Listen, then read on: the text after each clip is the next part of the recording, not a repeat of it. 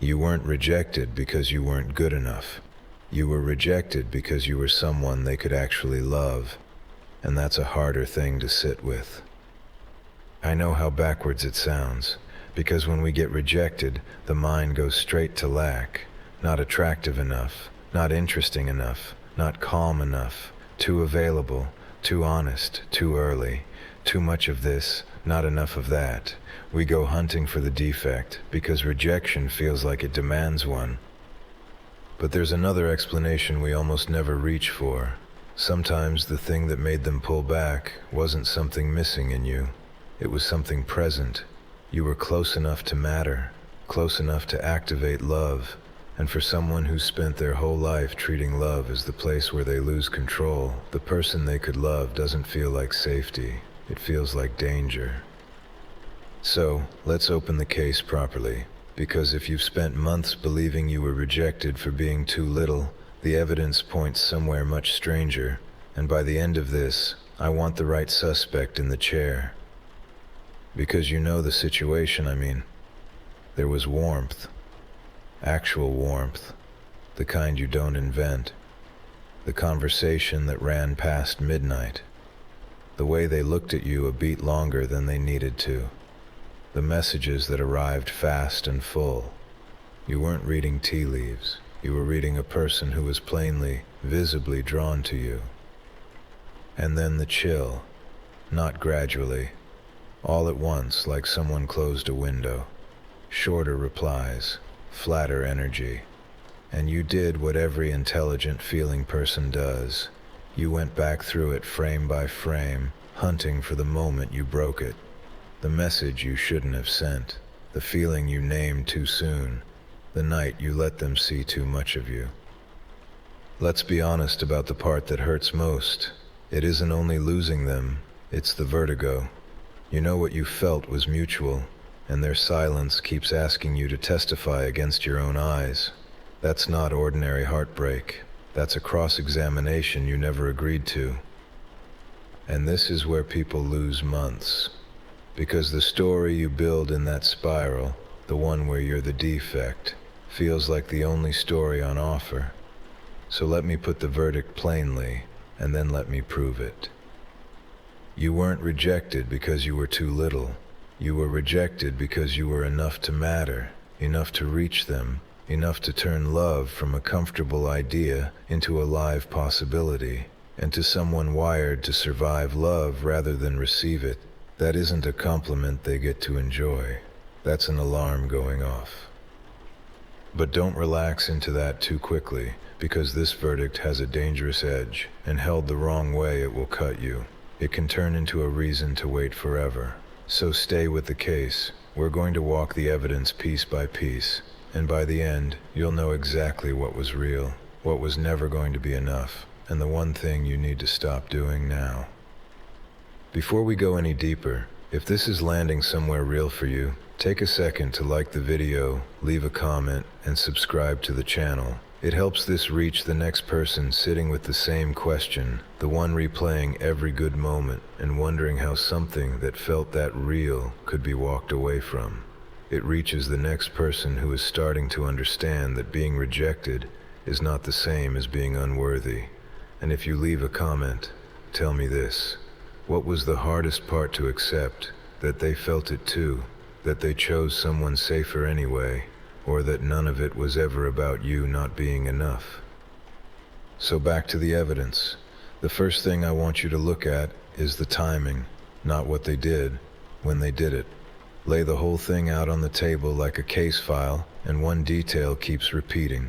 They didn't pull away during the shallow weeks, when it was casual and easy to leave.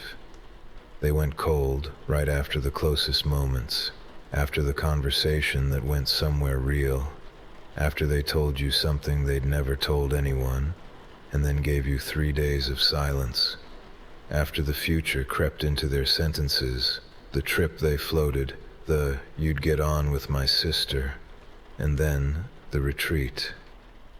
And then there's the one that drives people slightly mad, the good night, the one where everything felt easy, warm, obvious, unforced. You went home thinking, right, I'm not imagining this. something is happening here, and by the next afternoon, you were talking to a stranger wearing their name. You read that timing as cause and effect. I opened up, they vanished, so my openness drove them off. Now hold that up to the light. If you were genuinely the wrong person, the distance would follow your mistakes. It doesn't. It follows your closeness, every time. The retreat arrives on schedule, right after arrival. That's not the fingerprint of someone discovering they don't want you. That's the fingerprint of a fire alarm with no fire. A system that can't tell intimacy from threat, going off precisely because the room got warm. The dangerous misread is treating that alarm as a review of your performance. It isn't. The timing convicts the pattern, not you. When distance reliably follows depth, depth was never the crime. It was the trigger. Now we get to the evidence you keep using against yourself, your effort. Because when the distance arrived, you didn't shrug and walk. You reached. You asked if something was wrong. You offered reassurance when they went quiet, and you backed off when they said, "I just need some space." You wrote the careful message, the one you drafted 4 times so it wouldn't read as pressure. You carried the conversation when they let it drop. You built the bridge between you, plank by plank, and you maintained it alone. And their answer, eventually, was that the bridge felt heavy. You filed all of that under desperation. Exhibit A in the case against yourself. Take it out of that file. Look at what the effort actually was. Loyalty, patience, the willingness to repair instead of punish, the rarest skill in any relationship, and the first one a real one requires. You weren't groveling. You were doing relational adulthood, out loud, in front of someone who had never once been asked to do it back. And this is where your best qualities get used against you. To a person whose safety depends on nothing being asked of them, your repair attempts don't land as love. They land as an invoice. Low pressure got their best self. Emotional reality got their absence. They enjoyed your care right up until it awakened responsibility, and they resented the responsibility more than they valued the care. So they recoiled, and you, watching them recoil, concluded that reaching out was the crime. The clue was real. The conclusion you built from it was not. Your loyalty was a love letter entered as evidence in the wrong case. In the right room, that letter proves you're worth keeping. In their room, it was read out as a demand. That's not a verdict on the letter. That's a verdict on the room. Their fear can be completely real, and the chair at your table can still be completely empty. But this is where the case really starts to turn, because sooner or later, you saw who came next, and you did the maths every rejected person does. You looked at the new one and went hunting for the upgrade. What do they have? What did I lack? And when you couldn't find it, when, if anything, the new thing looked smaller, shallower, easier, the confusion got worse, not better. Really? That's what you wanted? Here's what that comparison misses. Avoidant people don't sort partners by value, they sort by risk. Without ever putting it into words, they can tell who has the raw material to actually reach them and who doesn't. Someone who doesn't reach for depth, doesn't ask where it's going, doesn't notice the distance or mind it. That person isn't more lovable. That person is safer. Around them, they get to stay unreached. Nothing at stake, nothing activated, no door in the wall that love can walk through.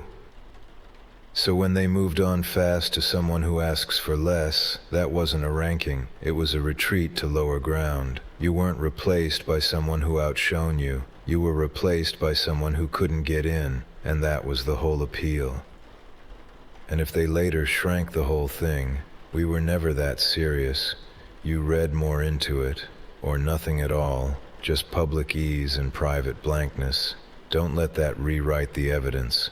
A witness changing their story doesn't erase the case. It tells you the witness has something to protect. The minimizing isn't memory, it's armor.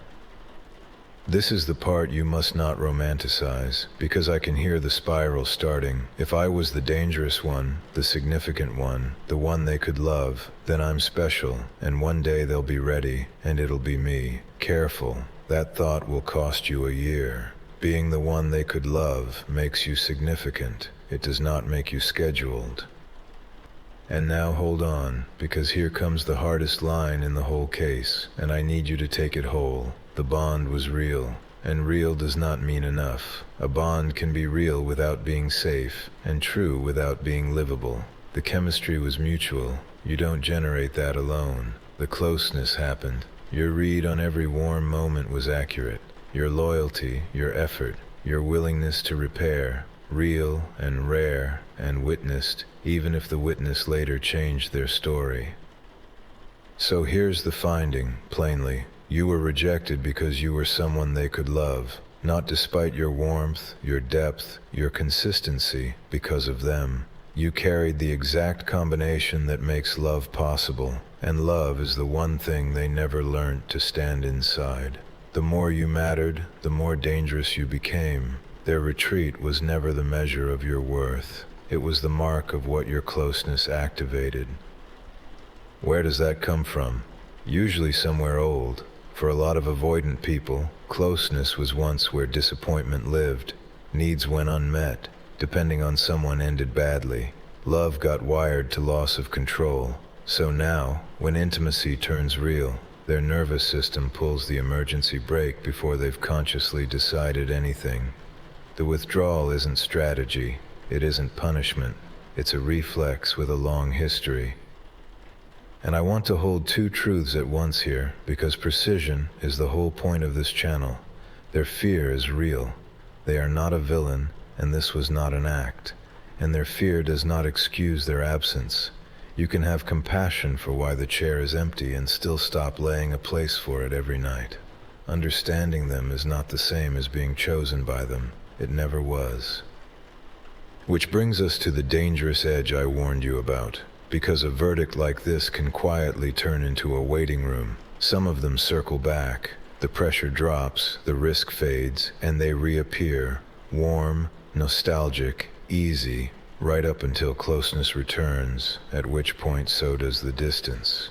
And if you've decided that being the one they could love is a destiny instead of a description, every return will read like the start of the ending you wanted. It isn't. It's the same lap of the same circuit. Their coming back proves the pull was real. It does not prove they've built anywhere to put it, and you cannot love someone into emotional courage. No amount of patience does their work for them. You can't reassure someone out of a reflex, and you can't be so calm, so safe, so endlessly understanding that their alarm forgets its own wiring. Wanting consistency was never neediness. Wanting to know where you stood was never pressure. Reassurance, reliability, a love that doesn't evaporate the moment it turns real. That's not a high-maintenance wish list. That's the minimum spec. Their repair is theirs to do. You had already earned it. That was never the missing ingredient. So this is where we close the file. You stop putting your loyalty on trial. You stop cross-examining your own warmth for the flaw that explains their fear. You stop treating the fact that they could have loved you as a reason to keep waiting for them to try. The wrong suspect has been sitting in that chair for months. Let them out. Your loyalty, your warmth, your patience, the nerve it takes to say what you actually feel, keep all of it. Those qualities are not liabilities to be managed. They're evidence of your depth, and from today, give them only to someone willing to stand close enough to be reached by them. I have been the relationship detective, and thank you for watching. If this helped you see things more clearly, please give it a like, leave a comment, and subscribe to the channel. I wish everyone watching all the best, and I hope to see you again in the next one.